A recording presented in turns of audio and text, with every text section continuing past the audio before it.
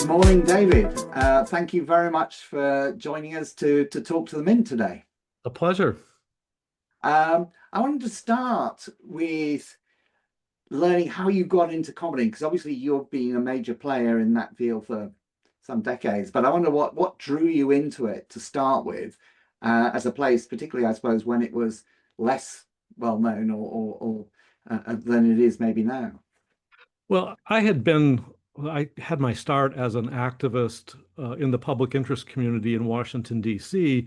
in the late 70s and 80s.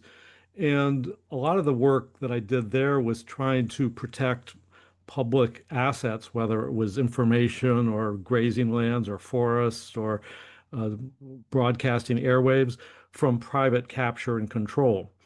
And I was working within the liberal policy paradigm, you might say. But by the late 90s, I began to realize that it was not working, that the capture of government and politics by the two-party duopoly here in the US was simply captured and corrupted and was not going to be able to have the kind of transformational role that was aspiring to. So I began to realize that the commons as a concept, as a discourse, as a worldview, as an ethic, as a set of social practices made a lot of sense.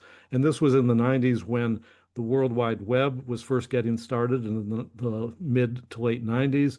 Open source software was surging.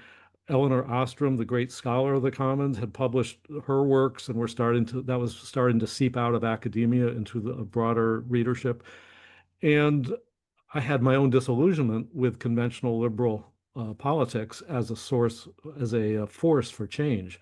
So I became, with a handful of others of Washington refugees from that policy world, got into the commons to develop the commons as a socio-political economic discourse for talking about a different way than the capitalism versus socialism or left versus right or capture state power and that'll solve all our problems. So that was the origins of my engagement with the commons. And yeah, and so what's the sort of essence of the idea of the commons? Well, it's that, the standard economics says that you need to be a self-interested, materialistic, utility maximizing individual. And then you truck and barter in the marketplace, and that's how value is created. But that's an aberration in the long sweep of human history, past 200 years maybe. Over millennia, as indigenous people have shown us, we are prone to cooperation. We self-organize through cooperation and negotiate and communicate and work out rules and work out punishments for those who violate the rules. And this was being replicated in the internet almost spontaneously with open source software and many other collaborative endeavors. In the early days, the blogosphere and wikis and many other participatory media. And I came to realize that this is an alternative way of creating value and wealth. It just isn't recognized by the dominant economic paradigms. And moreover, it's a source of liberation because you can have autonomy, control, self-determination, humane relationships with others, as opposed to just economic, transactional relationships. So and I began to see that there are a wealth of examples out there that embody this principle. And the commons as a term, sort of interesting, isn't it? Because I suppose for people in the West or the global North or whatever, it's like, gosh, commons, did I remember hearing about that in history? Or it's like, what is that? It's a how did people hold on to that term? Is it actually that it's so sort of slightly alien that it sort of works, or Well, there was frankly a rich legal, political, social history, which was especially centered in England from the Magna Carta and Charter on the Forest and on up through the Middle Ages and to now. But much of that history, some of it about commoning, some of it about the enclosure or commodification of those commons, has been essentially papered over and forgotten. And so much of my efforts have been about trying to reclaim, resurrect, repopularize the idea of the commons as an alternative socio-political strategy.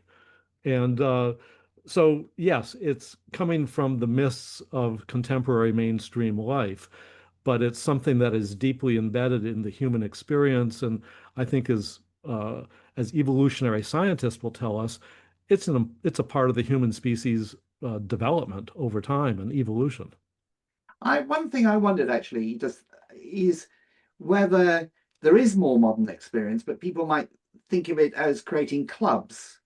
I mean, if you look at the working man's clubs movement, maybe, and just, everyone's in a sports club, people just, I mean, do you think creating a club is like a It calming exercise?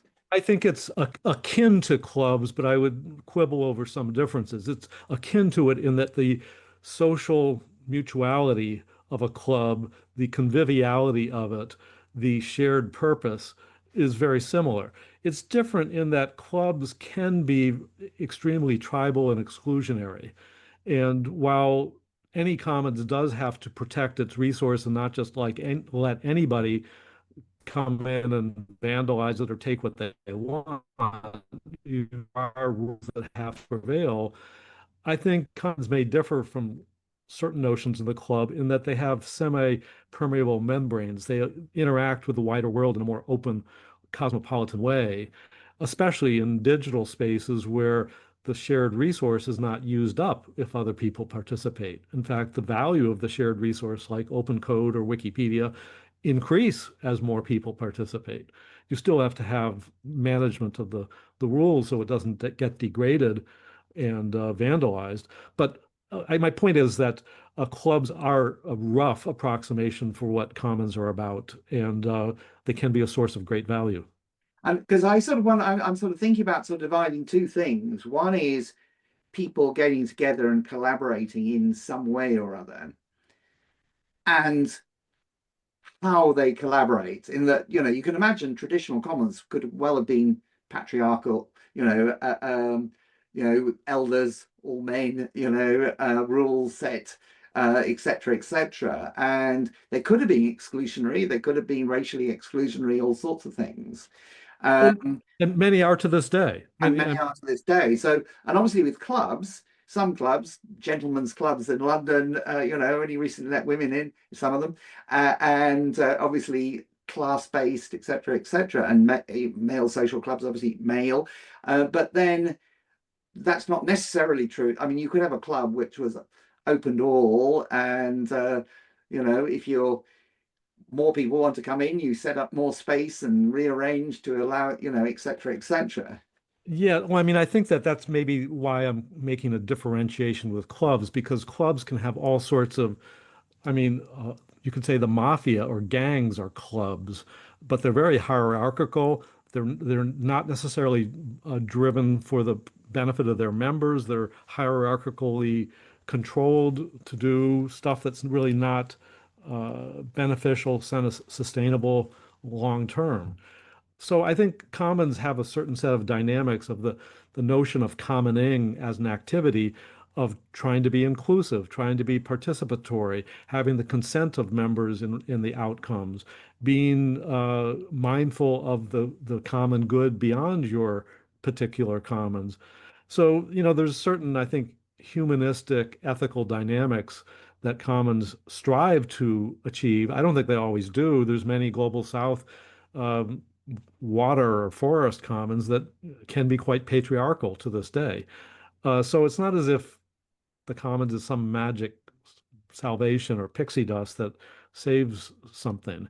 It is a framework, a staging area for beginning to have those conversations among a group of people who have shared needs, want to have shared purpose, want to mutualize the benefits for each other. And it seems on the face of it, it's getting extra interest. I mean, I'm not sure how you measure that as such. I mean, you obviously have a blog that's a long running blog. Do you see increasing interactions? Yeah, well, I mean, I've been working on this since the around 2000, about 25 years, and it comes in certain cycles within the digital world in the early aughts. there was keen interest in the commons as, the founding of the Creative Commons. And there was a certain sense that the commons was describing the actual activities of digital communities. In terms of a more mainstream appreciation of it, it's been a longer build. It's not as, while there is definitely a surge of interest in the commons as a discourse, as a cultural framing, that's definitely increased in the past 5 or 7 years, especially with and after the pandemic, when people became, I think, far more aware of how interdependent we are and how we can help each other in that fashion, the way mutual aid groups did during the pandemic.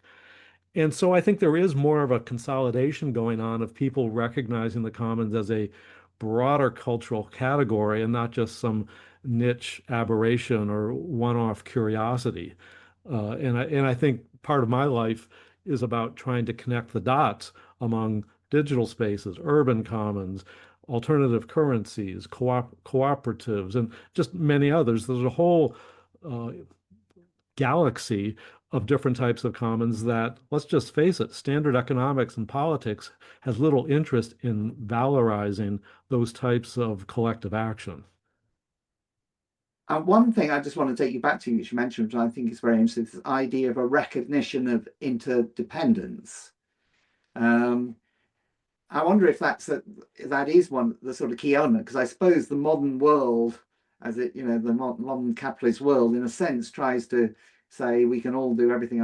Everything comes out of a supermarket or a hole in the wall, etc., etc. That we have no need for anyone else. And actually, it was interesting. Someone in our village who comes from India said, "Yeah, the big difference in India, you knew you would need your neighbours, but you didn't have all that NHS, etc., etc. So that changed the nature of relationships." Well, as the state has become less of a helper to ordinary people and more captured by the corporate world and its market and capital imperatives, I think people have started to wake up and realize that interdependence and try to deliberately fashion ways of leveraging it for their survival often, if not just as an alternative to being in the circuits of capitalism, which tend to be very extractive and predatory. So, I think that's where there's a resonance going on. And I might add that people who are aware of how nature functions realize that symbiosis and interdependence is what ecosystems and the planetary systems are all about. And part of our problem with climate change is a failure to recognize that humanity is not just some isolated entity from the rest of living of life, but we have relational needs to be integrated with it. And I think that's part of our challenge is to develop our culture so we can be relational with natural systems and not stand apart from it as if the human economy could be divorced from it and as if humanity had little to do with wildlife and flora and fauna of all sorts.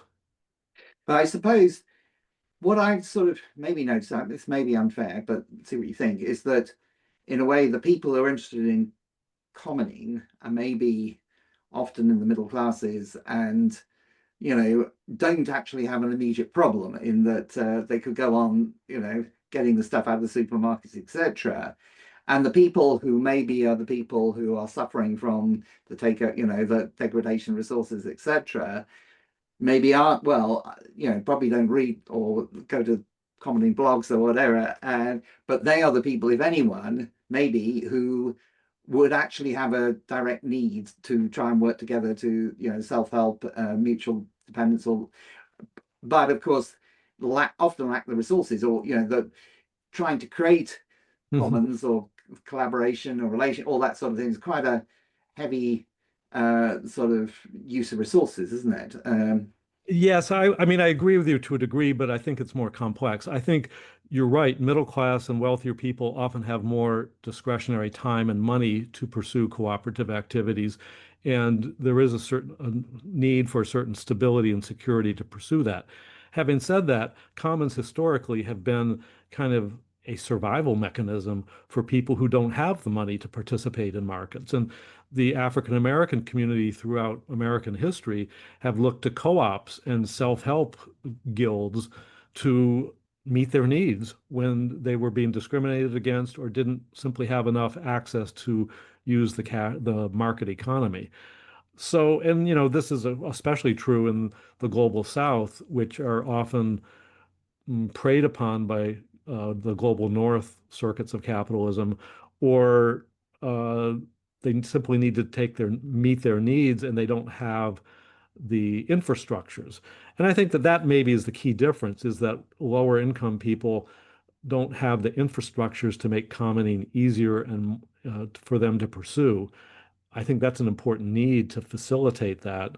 Uh, and as I say, it there's different motives that people have for entering into commons, partly having to do with their expertise and needs and circumstances. So it's a Yeah, I complex mean, story. I totally, accept that sort of historic thing, but I suppose what I'm thinking is that that sort of tradition has been broken up and destroyed to some extent by the capitalist state. Well, that's absolutely true. That's And and so just go back. So it's the middle classes, if you like, that are engaging with common, etc., who probably don't necessarily have a survival problem. And I suppose well, but I mean, I think they violence. do. Okay, I think a lot of the kind of the West's behavior in the global South of extraction and destroying a lot of collective action projects, such as Ejidos in Mexico, which was farming collectives and other forms of mutual peer help, uh, is coming back to be domestically in the West, in North America and Europe, to eviscerate the middle classes. The middle classes are having survival problems, and they do benefit from. That's why they do benefit from many collective action commons. And I think that's why I think it's not just some dilettante, genteel sideline that the middle classes, which you imply have plenty of resources to do this. I think they're facing their own serious problems as private equity and the financialization of the real economy start to shift power and make things much more expensive. Yeah, no, I think it's obviously, the cost of living is going up. And maybe it's like when we use the term middle classes, there's probably a slightly different American meaning to English meaning. But I suppose what I'm worrying about is that, or at least the challenge may be to avoid this being a sort of middle class thing going to working class people and, and saying what you really need is commons and we're here to help you I do it, sort of totally thing. understand, much as the Latin American world often had problems with Europeans promoting the commons after decades or generations of colonization and neocolonial behaviors. Don't you tell us about the commons? On the other hand, I think there is a kind of shared social solidarity internationally on this topic. The West could learn a whole lot from the global South about effective commoning because they've been doing it far longer, more intensively, with greater stability until uh, colonial efforts arrived and decimated many of those commoning projects. Yeah. No, I think, well, absolutely. And one of the big challenges I see, I don't know if you think that, is that, we know that the global system that sort of serves it, or at least we live with at the moment, is under huge stress and will begin to possibly collapse and food systems collapse, etc. And at which point ideally we'd have all these commoning systems and local structures in place as the thing collapses. But the truth is that the like if you're trying to set up a local food system, you find that it's very difficult to compete or have a living or etc because of all this cheap food, cheap poisonous unhealthy food being produced by the main system. And so I sometimes picture this as, if you're in a rescue boat or whatever and the line is sinking, it's going to suck you down as it goes, sort of thing. How do we how do we try and build commoning in the context of a sort of this big system, which is sort of collapsing, but still going pretty strong. Well, I think that there's a lot of people who realize that, first of all, they're not going to make any headway in negotiating with the state through political parties. And that kind of reform is just going to be blocked, neutralized, or co-opted. So a lot of people are building what I call, taking a word from Václav Havel, uh, in developing a parallel polis, a horizontal system of people who collaborate to devise a new social economy and economic economy of collaboration, in which the markets, to the extent they exist, are more benign and controlled and socially accountable than they are under the market state system today, the capitalist friendly system. And so I think the bioregional movement is a great example, and many other relocalization efforts are great examples of trying to knit together a more locally self-sufficient economy where instead of the money being exported to the financial centers or the large corporations, the money is recirculating within a particular region. And this is, I think, imperative as well just to deal with climate change so we don't have these volatile, brittle global supply chains that can't work as much. And of course, a lot of this comes down to reducing consumption and consumerism along the lines that the degrowth movement has sketched out. Because, we cannot have this relentless growth compatible with saving ourselves from climate collapse. So I think a lot of this is prefigurative activity to anticipate the slow motion and probably at certain points abrupt implosion of the global commercial enterprise. These are, I mean, these the islands of coherence sort of idea. The Uh, idea is that even a small islands of coherence can have a radical effect on the larger system by showing that there is a attractive, coherent alternative. One of the things I sort of imagine that living in a small village in Oxfordshire, and I suppose part of that I was thinking, say Oxfordshire or a certain amount of Oxfordshire was an island of coherence, and then obviously London is collapsing and people are starving, etc., etc., and there are millions of them people in London, and then sort of streaming out of London to try and find some way of living. And I suppose, I mean, I think the experience of the Soviet Union breakdown is that the people in the countryside managed to survive it better than the people in the cities. And obviously, there were huge levels of death and starvation. But I mean, you may have your little island of coherence, but how does it deal with the influx of people living in the islands of incoherence? Well, that's maybe a separate issue from the commons itself, but the implosion of the integrated systems. But you're right, people in the countryside have more access to natural self-reliance as opposed to this edifice of uh, overbuilt civilization that is dependent upon all sorts of global trade. There will be climate migration. We are going to have to think about that. We have to think about how people can be reintegrated from the places that are no longer livable, or whose infrastructures are collapsing because they've just been so energy dependent and can't be sustained anymore. But I do think having somewhat stable systems that are already, to the extent they can be, independent of a collapsing global infrastructure uh, is valuable. And it might add, it will incubate a different sort of culture and set of social practices than capitalism has engendered. Much of it, I think, will be positive in terms of resurfacing our ability to cooperate, to be integrated human beings, and not just economic human beings, and to have our creative self-determination needed in building these alternative systems, as opposed to us being assigned um, some commercial role only.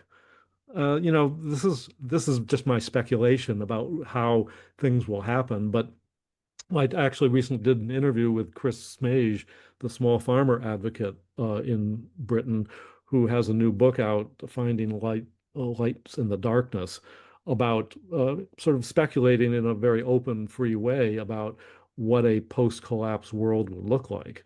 Not that he's a doomer or anything. It was a very intelligent, nuanced critique of how things might look. But I think commons will have a role to play in that new regime.